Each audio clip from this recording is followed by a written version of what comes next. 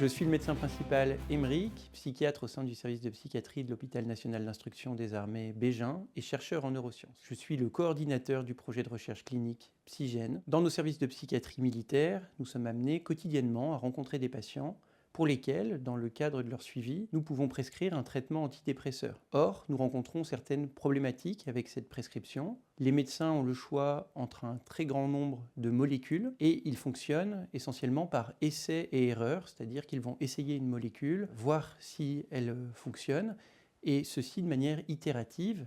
On considère qu'il faut en moyenne 4 semaines pour juger de l'efficacité d'un traitement antidépresseur. Pour vous donner un exemple, dans le cadre de la dépression, on considère que seulement un tiers des patients répondent au premier traitement antidépresseur et qu'après 3 traitements successifs, ils sont seulement 2 tiers à répondre au traitement. C'est autant de temps, ces mois au cours desquels nous les réévaluons, au cours desquels les patients vont souffrir des effets indésirables des médicaments, qui sont nombreux pour ces molécules, prise de poids, dysfonction sexuelle, ce qui a une importance particulière dans une population de sujets jeunes, comme en milieu militaire, sédation, avec là aussi des spécificités du milieu à prendre en compte, et également potentiellement des symptômes de leur maladie si le traitement est inefficace. Il y a donc un vrai problème de prescription dans le cadre de ces molécules.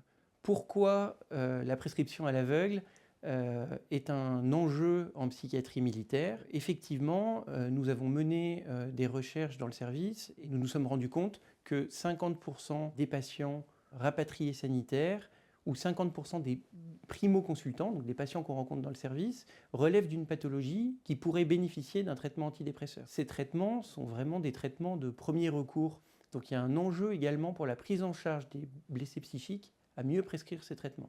Il est très difficile de mesurer l'efficacité d'un traitement antidépresseur aujourd'hui, puisque celle-ci est variable en fonction de la pathologie cible. Les traitements antidépresseurs sont indiqués dans un grand nombre de maladies. On parle de la dépression, on parle des troubles anxieux, on parle du trouble de stress post-traumatique, et on ne va pas mesurer exactement de la même manière la réponse thérapeutique. Par ailleurs, la question de l'efficacité renvoie à d'autres notions.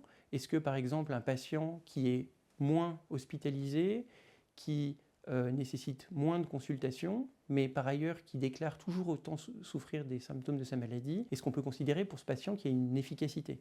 C'est une question. Ce qui fait que dans les grandes études, les spécialistes ne sont pas unanimes sur la manière de mesurer l'efficacité de ces traitements.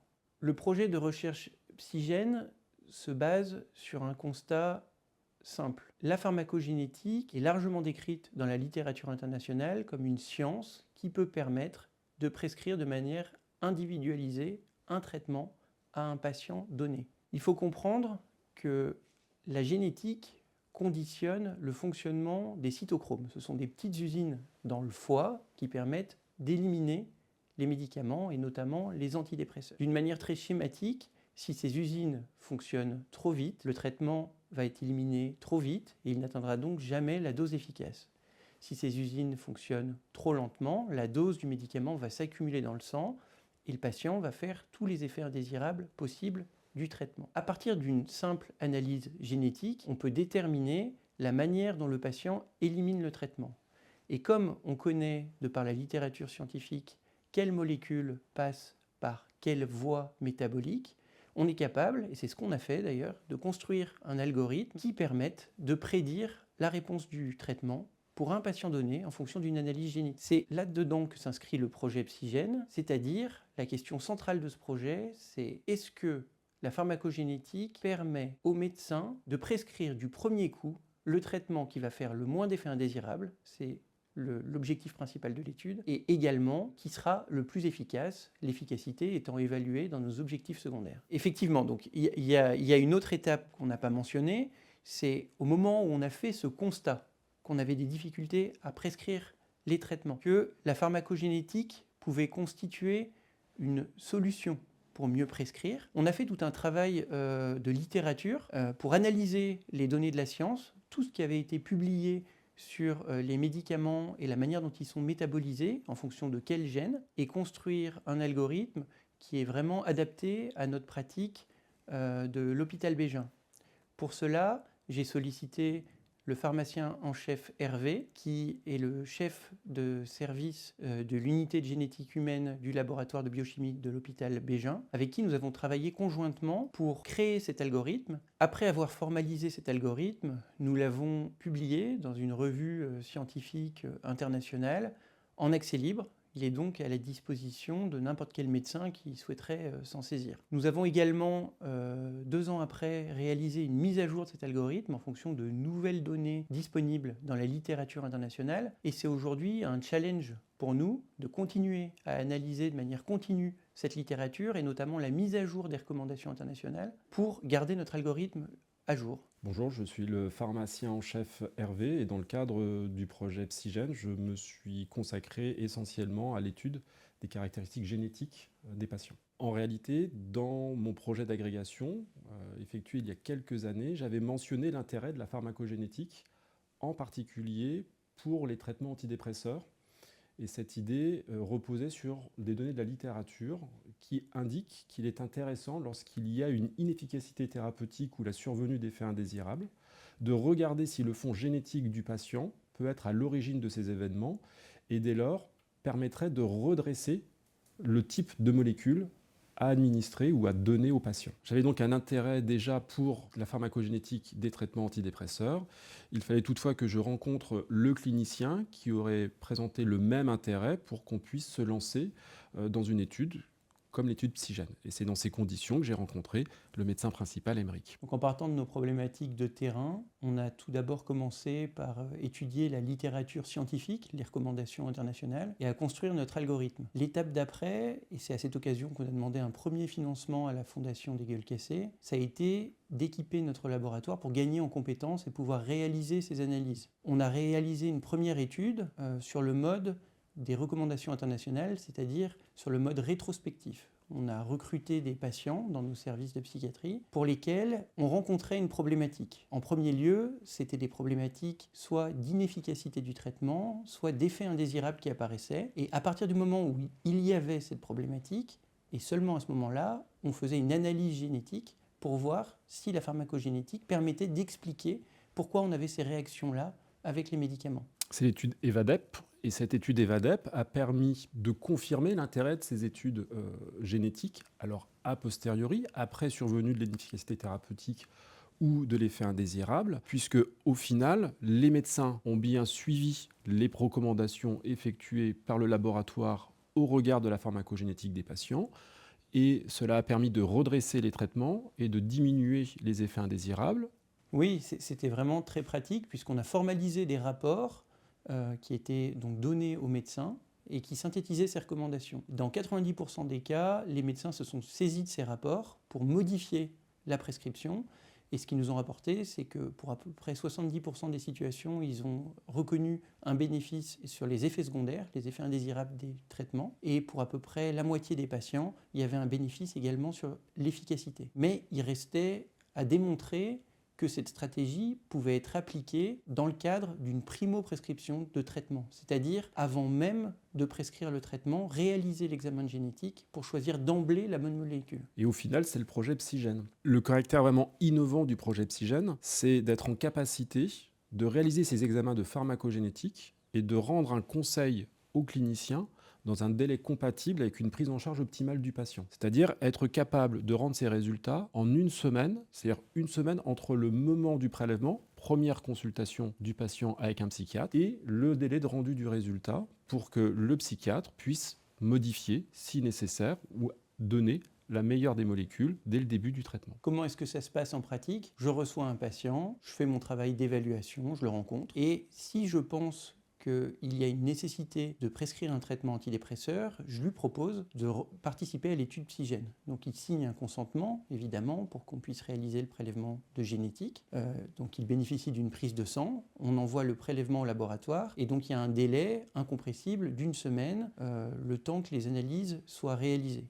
Durant ce délai, en général, je lui donne un traitement temporaire très souvent anxiolytique, et je le reconvoque une semaine plus tard, au moment où j'ai reçu donc le rapport de génétique qui va me permettre de prescrire la molécule d'emblée la plus adaptée au profil de mon patient. Alors, en pratique au laboratoire, on reçoit le prélèvement sanguin et grâce à un enchaînement de manipulations, on va pouvoir étudier 2 gènes qui sont impliqués dans le métabolisme des antidépresseurs. Une fois que l'on a identifié les caractéristiques génétiques du patient, on peut, via l'algorithme que nous avons développé et qui a été mentionné par le médecin principal Emmerich auparavant, produire un compte-rendu avec des recommandations à destination du clinicien sur le choix de la molécule la plus adaptée, mais également mentionner les molécules pour lesquelles l'utilisation est contre-indiquée ou indiquée, mais avec des restrictions d'utilisation ou des modifications de posologie.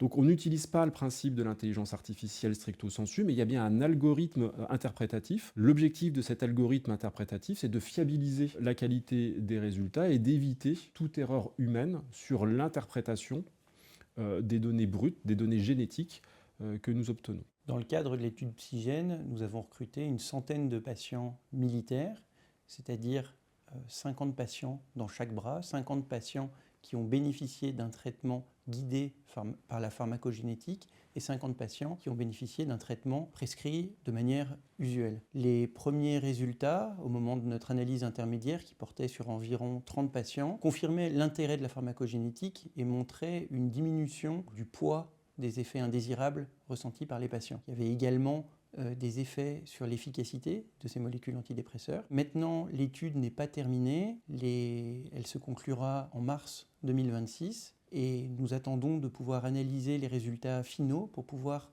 confirmer ces résultats. Et au final, si ces résultats sont concluants et confirment les résultats intermédiaires que nous avons obtenus, se posent donc 2 questions pour nous. C'est utiliser en pratique courante cette approche psygène pour tous les patients pris en charge au sein de notre établissement dans le service de psychiatrie.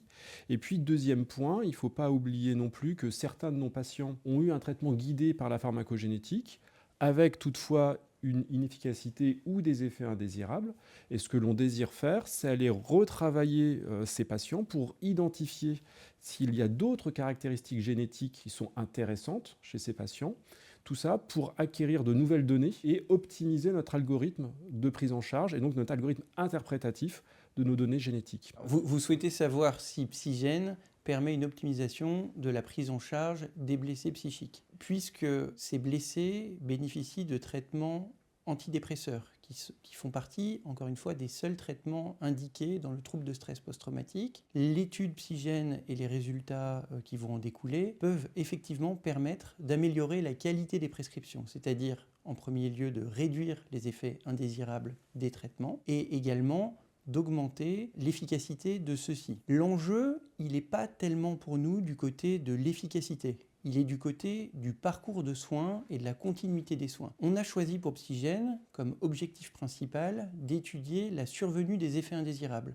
Pour nous, c'est un point majeur. Les effets indésirables des antidépresseurs comprennent une prise de poids qui peut être aggravée lors d'un arrêt maladie, des dysfonctions sexuelles et également des effets à type de sédation qui peuvent avoir des conséquences sur l'aptitude opérationnelle et les spécificités des emplois dans l'armée comme le pilotage d'aéronefs. L'enjeu pour nous est bien de limiter ces effets indésirables, puisque ces effets indésirables conduisent fréquemment à un arrêt spontané des traitements et à une sortie de la prise en charge médicale. Donc ce que l'on vise avec Psygène, c'est avant tout que le patient puisse être en confiance avec son traitement, puisse poursuivre son parcours de soins, et ça, in fine, ça va conduire à une amélioration de la prise en charge et probablement une meilleure efficacité. Effectivement, la stratégie de Psygène portée par la pharmacogénétique permet d'optimiser le temps qui suit la prescription de l'antidépresseur. C'est-à-dire que ça peut permettre au médecin de trouver plus rapidement la molécule qui va convenir au patient et éviter ainsi des errances de prescription qui peuvent s'étalonner sur plusieurs mois. Cet élément sera étudié lors de l'exploitation des résultats de la cohorte Psygène, puisque nous avons suivi les patients pendant 1 année, et cela va permettre d'évaluer si les examens de pharmacogénétique, qui ont un coût relativement modéré, une centaine d'euros par patient, permettent également de diminuer la consommation en termes de soins et en termes d'arrêt maladie également de ces patients. C'est pour cela qu'en mars 2026, à la fin de l'étude, nous avons prévu une analyse médico-économique, c'est-à-dire la mesure du gain en termes de qualité de vie au regard des coûts de santé sur l'année. Et donc on va faire ça dans les deux bras, le bras qui a bénéficié d'un traitement guidé par la pharmacogénétique et le bras qui a bénéficié d'une prescription classique. Et on va pouvoir comparer effectivement, est-ce que le jeu en vaut la chandelle ? Est-ce que l'approche de pharmacogénétique doit être systématisée ? Vous demandez si l'approche de pharmacogénétique pourrait s'appliquer à d'autres situations cliniques.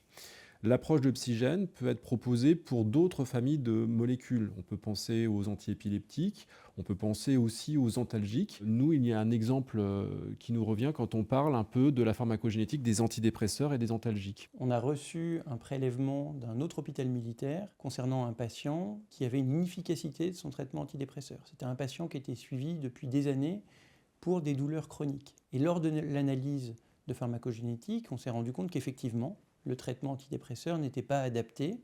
On a pu d'ailleurs le changer et ça a conduit à une amélioration de la symptomatologie. Mais il y avait un second point qui était que le traitement antalgique n'était pas, lui non plus, adapté au regard des recommandations internationales. Et dès lors, avec un simple examen de pharmacogénétique, on a pu redresser le traitement antidépresseur, le traitement antalgique, puisque ce sont les mêmes gènes qui sont impliqués dans le métabolisme de ces deux grandes familles de molécules. Et grâce à cet examen, on a pu améliorer grandement la situation clinique du patient, alors que cette situation durait depuis des années, comme l'a souligné le médecin principal Aymeric. Nous remercions la Fondation des Gueules Cassées qui nous a accompagnés dès l'initiation de ce projet et tout au long de la mise en œuvre de la recherche Psygène. Moi, je trouve qu'il y a quelque chose de très symbolique dans le fait que le prix soit remis à notre équipe aujourd'hui qui travaille autour de la psychiatrie militaire, puisque d'un côté, historiquement, la Fondation des Gueules Cassées, elle a été créée pour soutenir les blessés après la Première Guerre mondiale, donc des blessés militaires. Donc c'est très symbolique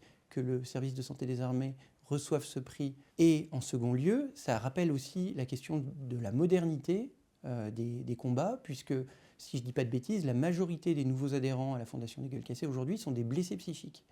Et donc il y a également cette dimension très symbolique, que ce soit un service de psychiatrie qui travaille autour des questions de la prise en charge des blessés psychiques qui reçoivent ce prix. On tient également à remercier les différents intervenants du service de santé des armées, le bureau recherche-innovation de l'Académie de santé des armées, qui nous a aidés dans la promotion de ce projet de recherche, les services administratifs de l'hôpital national d'instruction des armées Bégin qui nous soutiennent au quotidien. Nous remercions également l'ensemble des cliniciens qui se sont occupés des patients, qui s'en occupent dans le cadre de leur prise en charge et qui ont recruté les patients dans le cadre de la recherche clinique. Et bien sûr, nous remercions les patients qui ont accepté de participer à ce projet.